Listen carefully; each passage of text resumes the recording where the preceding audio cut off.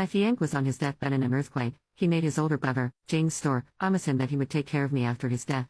James kept his promise and took care of me for 5 years. One day, we got drunk and in the moment of recklessness, we ended up sleeping together.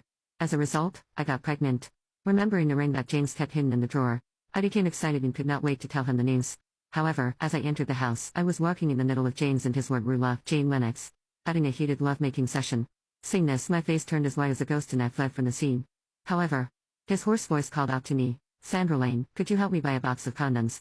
I crushed the pregnancy result tightly in my fist as I gave out a bitter smile.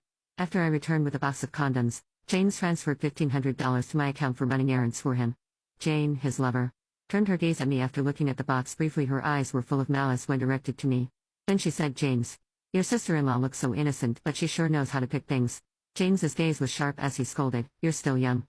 Stop meddling in adult matters. Go stay at a hotel for a few days before coming back." I obediently left and never came back. After that, I went to the doctor to abort our baby. When the doctor saw me return to her office, she was confused. "Is there something wrong?" she asked. I was not surprised she asked that question after all. When I first found out I was pregnant, my face was flushed with joy. Now, it was deathly pale. I said to her, "Please schedule the earliest appointment for an abortion."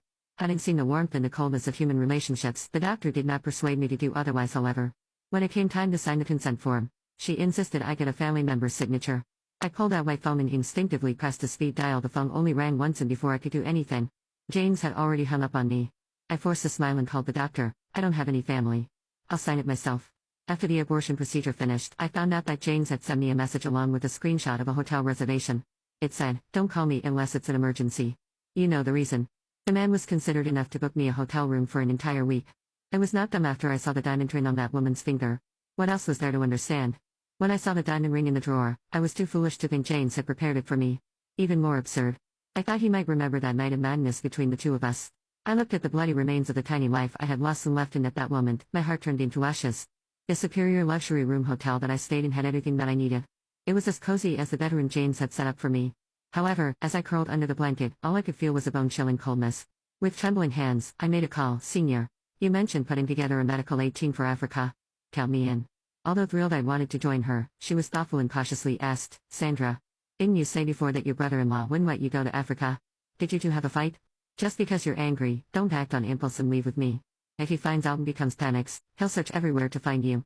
It was understandable, she had this concern. After that reckless night with James, I had sneaked away in embarrassment while he was still asleep.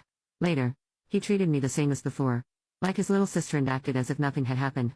I was so angry with him. He had dared to do the deed but refused to own it, so I went traveling without saying a word.